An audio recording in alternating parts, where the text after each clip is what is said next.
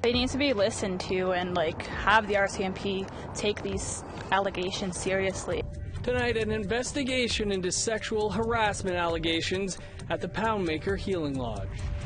People that are going for holidays will no longer be covered, but we will continue to pay for people that are on medical leave. Changes to isolation rules in the Northwest Territories. So most of the people that got it, they felt really special, that someone had taken the time to assemble these ingredients. And helping others while supporting Indigenous restaurants through feast boxes.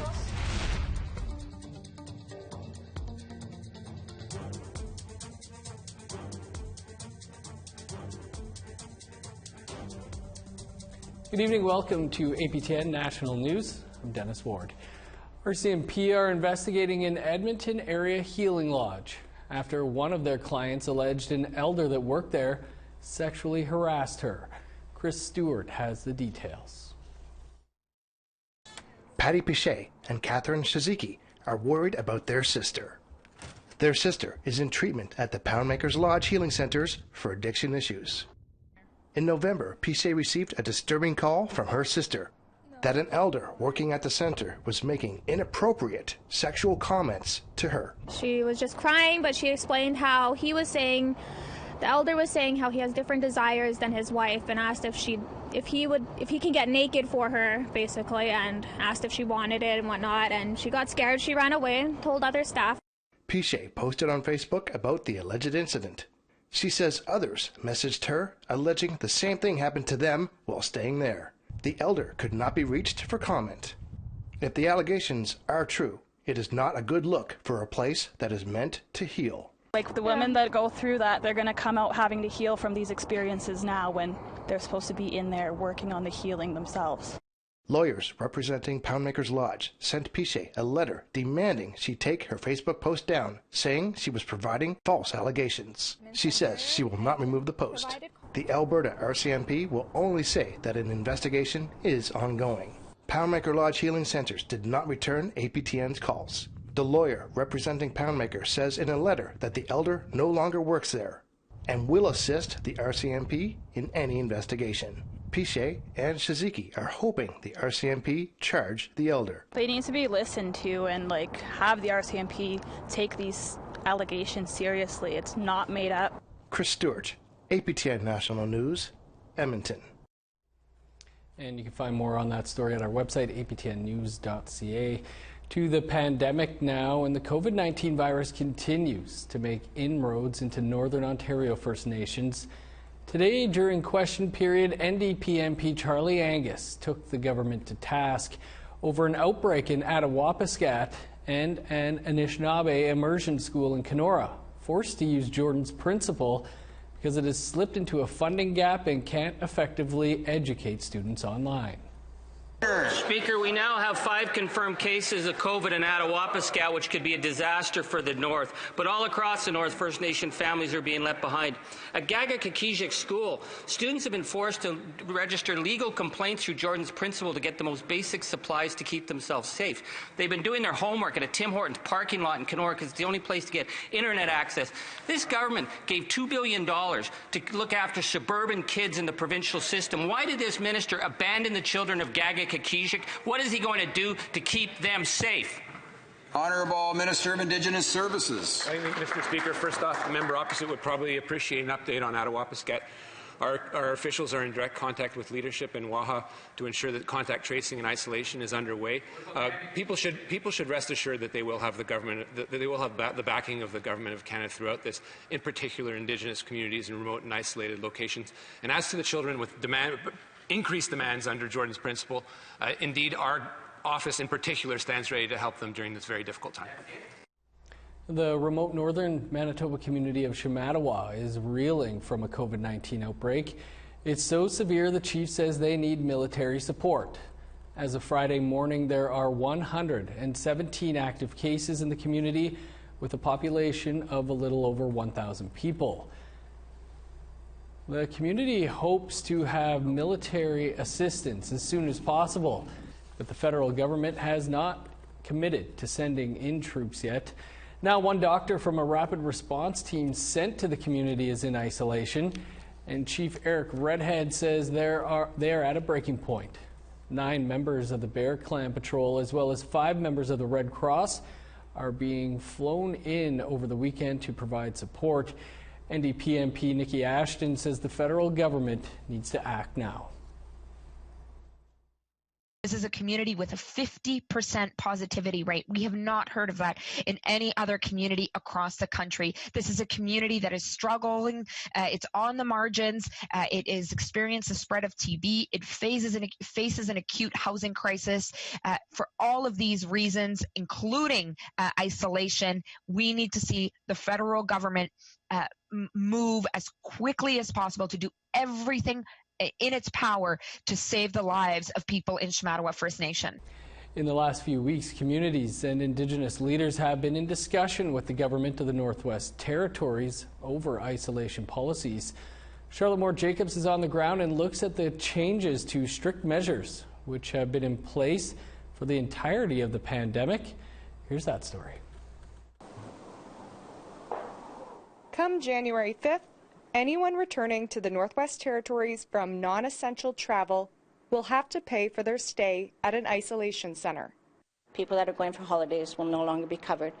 But we will continue to pay for people that are on medical leave, people that might have tested are waiting to get results from a test. If the CPHO says that they need to be self-isolated, we will accommodate those people.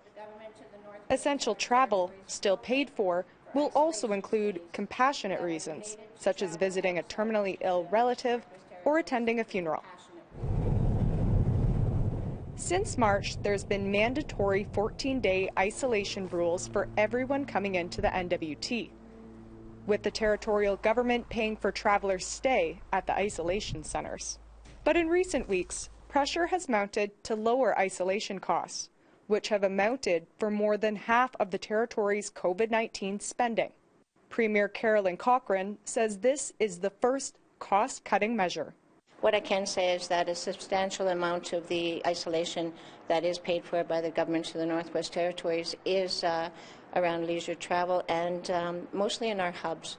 So mostly in the Yellowknife area is the highest being utilized for isolation, Nuva, K River and Fort Smith as well. Anyone coming into the NWT must go to an isolation hub in Hay River, Fort Smith, Inuvik, or Yellowknife. People who live in those centers can stay at home. Indigenous communities have asked the government to look at how residents from outside of those hubs could also stay at home. While those changes are up for discussion, Health Minister Julie Green says changes to isolation check-ins are in order. We will be rolling out symptom check phone calls to self-isolators in the coming weeks. This will replace the automated check-ins. We believe that making a personal connection throughout self-isolation will encourage compliance. It will also give us an opportunity to follow up on wellness checks during the isolation period. This week's announcement comes at the same time Federal Finance Minister Chrystia Freeland praised the NWT's isolation hubs as money well spent. Charlotte Moore-Jacobs, APTN National News, Yellowknife. Well, we want to hear how you and your community are being affected by the pandemic. Here's how you can continue the conversation. You can send your emails to news@aptn.ca or leave a comment on aptnnews.ca. You can also find us on Facebook, Twitter, Instagram, YouTube, and now TikTok. Follow APTN News to join the conversation and see our latest stories. Today, Quebec announced $18.6 million in funding over 5 years to improve Indigenous policing in the province. The money will go towards training more officers to become investigators, as well as how to better deal with domestic violence and sexual assault, and improving the recruitment of more Indigenous officers. However, the new funding doesn't address the financial shortfall that leaves Indigenous police officers paid less than their counterparts. Sean Delude, chief of the Akwesasne Mohawk Police Service, says he lost 4 officers last year to other police services. Before I spoke about financial reasons for leaving, for benefits, for pension, for whatever. But there's an aspect that we did not touch base on, and I'm glad you brought it up. We're talking about it now. They may want to leave just for that reason, to not have to deal with childhood friends, family, and the stress that comes with it. Time to step aside for a quick break, but coming up later in the show, a new campaign to provide families in need with a feast. The boxes are going to be created by Indigenous chefs, either Métis, Inuit, or First Nations.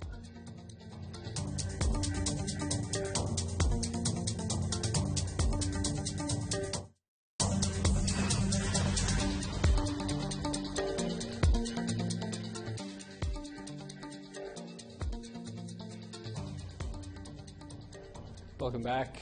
It's no secret that Canada's child welfare system is in a state of crisis, or that it's Indigenous children that are paying the highest price. Tonight on APTN Investigates, journalists Cullen Crozier and Kenneth Jackson look into the tragic deaths of 3 sisters with ties to a First Nations child welfare agency in northwestern Ontario. Cullen Crozier joins us now from our Yellowknife Bureau. Cullen, thanks for being with us. How did this story come about? Yeah, well, this past summer, my colleague Kenneth Jackson received a leaked internal document.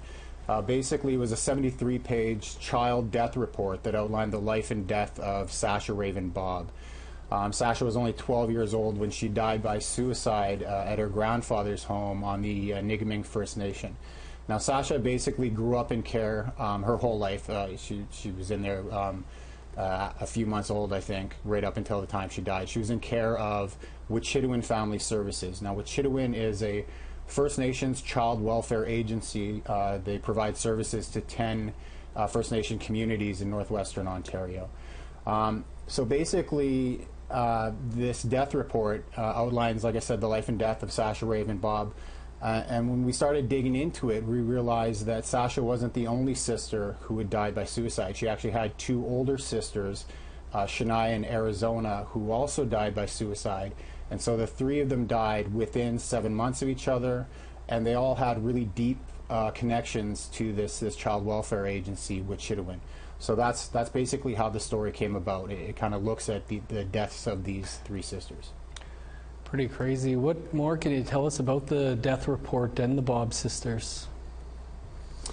Yeah, so the death report, basically, it came out, it was in response to Sasha's death. Sasha died on September 10th, 2014, and the death report came out about 5 months later. And, you know, they basically talked to former caregivers of Sasha, community caseworkers, stuff like that, basically. It really outlines like her entire life and death in care.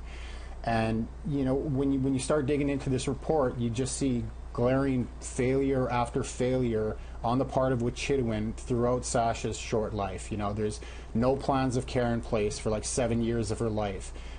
No annual medical checkups for 4 years, and it just goes on and on like that. Sexual assault allegations that were never properly followed up with, trauma that was never dealt with, and then you look at her 2 sisters, Arizona and Shania, and it's kind of the same. I mean, they don't really go into their lives as much, but both of them combined had over 100 placements throughout their lives in care of Wet'suwet'en. So we look at the report. We also managed to track down the last surviving Bob sister. Her name is Robin Lee Mathers. She's the last surviving sister. So we basically tell the story through her eyes, because she grew up in care with Wet'suwet'en as well, and we get a sense of who these girls were through the last surviving sister. What does Wet'suwet'en have to say about what you've uncovered? Yeah, I mean, it's a good question, and unfortunately, Dennis, I don't really have the answer. We were briefly in contact with Wet'suwet'en Family Services Executive Director Lori Rose a couple weeks ago in October, I think. But then when we started slowly putting stories out about basically our trip to northwestern Ontario, and when we started asking her questions about the Bob sisters, specifically Sasha, allegations of negligence that led up to Sasha's death, basically she stopped responding to our requests. So we haven't heard from her since we initially reached out to her in October. Colin, looks like really important work here. Looking forward to seeing it tonight. Appreciate you speaking with us about it. Thanks, Dennis. And you can catch the Death Report Part 1 in about 10 minutes' time right here after the APTN National News. We're going to step aside for another quick break now. Coming up, Christmas in Montreal is looking a little different this year. A step in the right direction of reconciliation.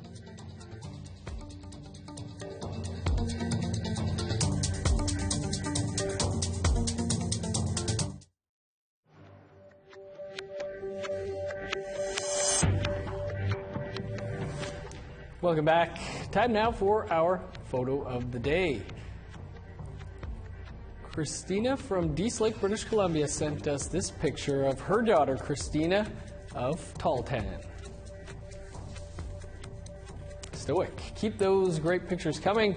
Send your photo to share@aptn.ca and you just might see it as our next photo of the day. Time now to take a look at tomorrow's weather forecast.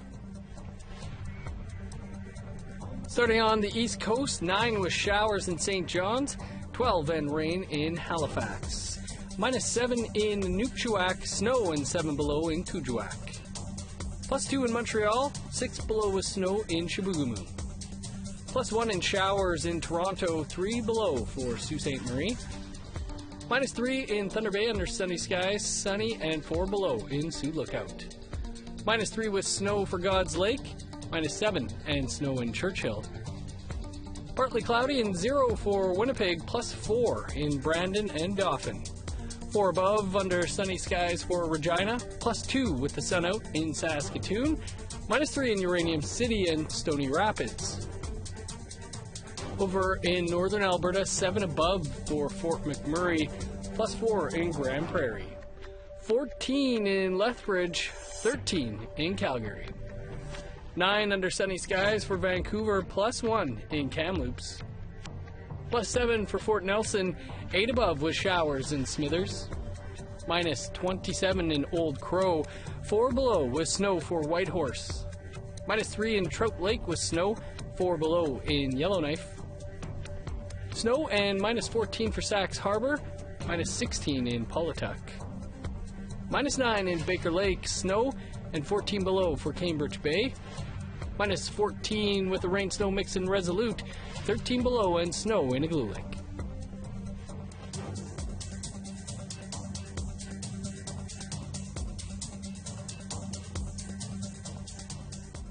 A new countrywide fundraising campaign has kicked off just in time for the holiday season, and its aim is to feed families in need with a traditional meal designed by Indigenous chefs. Daryl Stranger has more.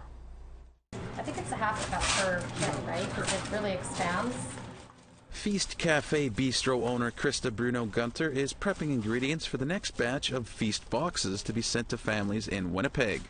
Indigenous Feast boxes support chefs and restaurants and families in need. The campaign is funded through GoFundMe, which keeps the restaurants in business and also pays for the meals themselves.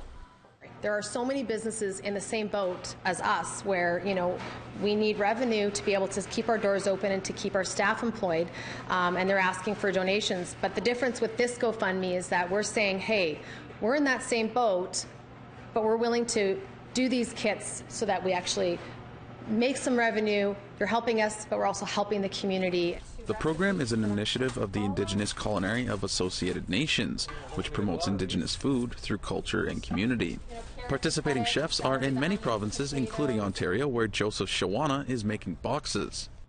Each box will have a minimum $50 value and feed 4 to 6 people, and each chef will have their own unique style.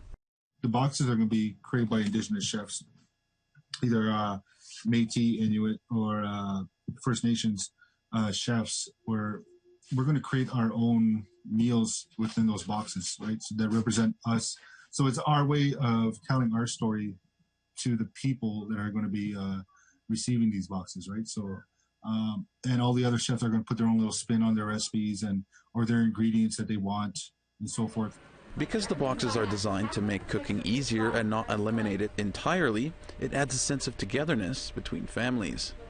So most of the people that got it, they felt really special, that someone had taken the time to like assemble these ingredients and tell them how to turn it into a delicious recipe for themselves and their families.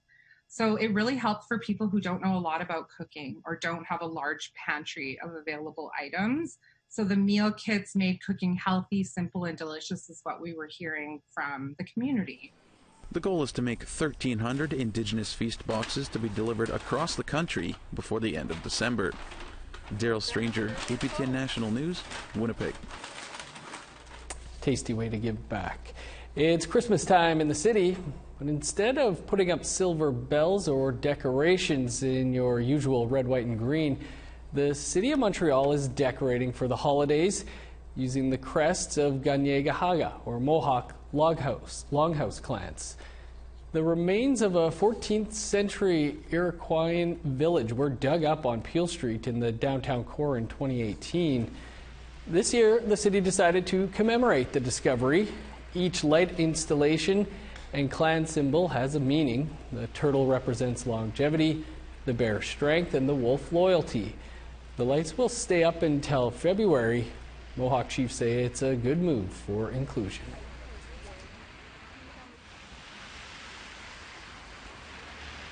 A step in the right direction of reconciliation and understanding that, you know, as Indigenous people, we've been here since time immemorial, and just to have that recognition of the fact that we're still here.